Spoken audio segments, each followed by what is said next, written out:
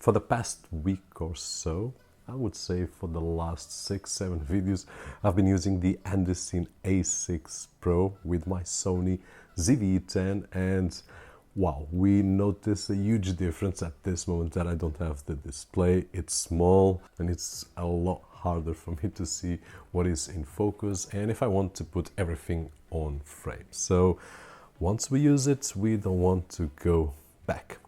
By the way, if you are looking for Windows 10 or Windows 11 Home Edition or Pro Edition keys, don't forget to check out Keys Fan, where we can find budget and official OEM keys. We have tried the platform, works great, easy to purchase, easy to activate, and with the coupon code you will get Windows 10 Pro at $7 more or less, and Windows 11 at $13. So don't forget to check the link down below. Inside the package comes this really awesome display, 5.5 inches, and in my opinion, link down below, this is on the Andycine line, one of the most affordable, and it has a lot of options. So for those that create a lot of content, will be really worth it. So have that in mind because the experience is totally different. Now, besides the display, it also comes with all these accessories inside this really nice traveling case, which is really cool to put everything inside if you are on the go. The manual and also this hood that usually I don't use my Sony camera outside. I use either my phone or my DJI, but if you are using outside, this will be of great hand. Now, the display itself, 5.5 inches, and if we take a look at the bottom, we'll have the USB Type-C input for power, the audio output, 3.5 millimeters. We have a 1/4 screw and a DC 8.4 volts. On the right side, we'll also have a 1/4 inch screw, and on the left, we will have a DC in 12 volts, HDMI in and out 4K. So for those of you that want to use the HDMI for a recorder, for example, you can, because we will not lose any of the resolution. On the top we'll have all these buttons and a 1/4 inch screw, and at the back we will have a slot for a battery, which is how I'm using right now, but I will share in just a few moments. And we also have a space right over here so that we can use other devices,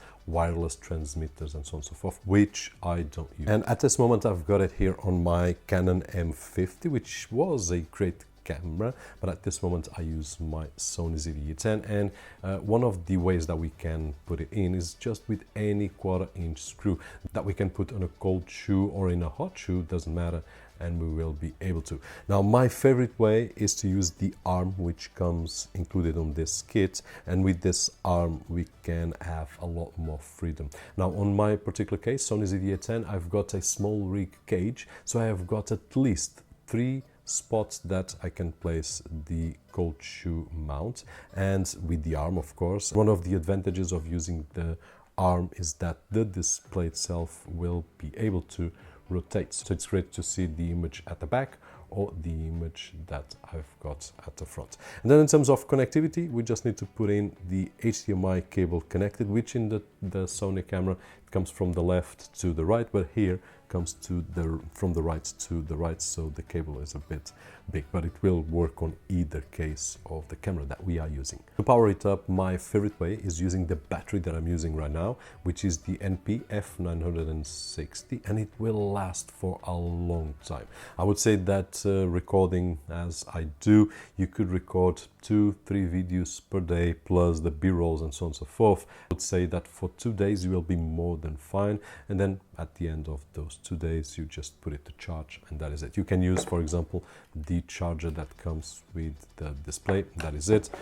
Usually I use this battery, this kind of battery, with my lights, so they are always connected to the AC, which is easier to connect and to charge. Now, the other favorite way is through USB Type-C, and this was one of the reasons that I chose this model, because for me, I do power my camera like it is at this moment with the USB Type-C cable, and it's always charging the battery, always using the power from my power bank. So it's just a matter of using a second cable, if that's your case, to power the display as well, and this is a great advantage.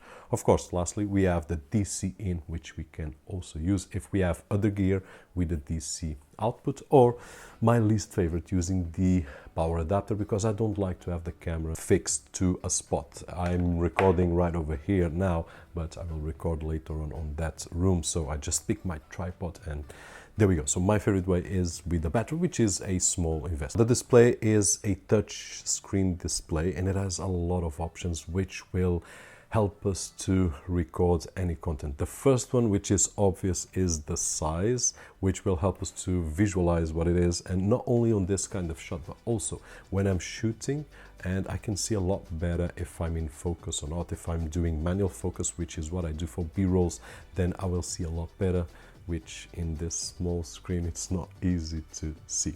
Now the menu right over here, we will find a lot of tools. I will not waste your time with all of them, but histogram, we have the focus assistant, we also have the exposure levels, safety grids, and also the recording aspect. Besides that, we have a menu for alerts and a lot more options.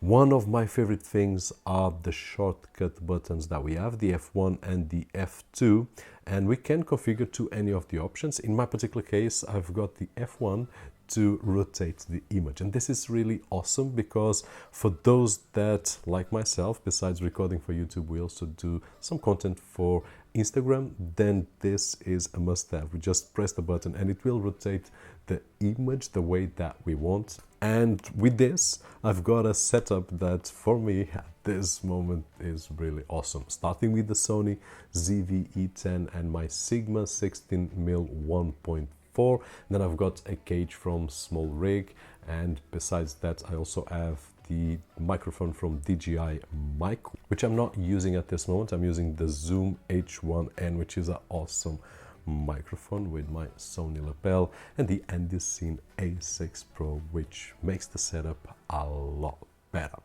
Now, in conclusion, is it worth it? I would say that if you use your camera once per 6 months, then I would say probably not.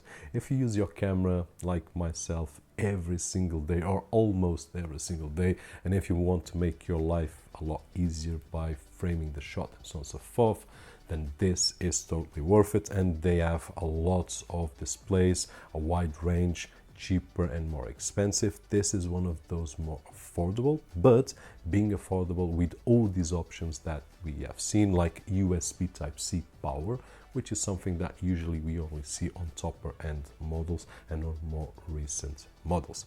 That being said, hope that you guys enjoyed the video, and if you did so, don't forget that usual thumbs up right over there, which is really appreciated on this side of the screen. My name is Roberto, and as always, I'll see you guys on the next one.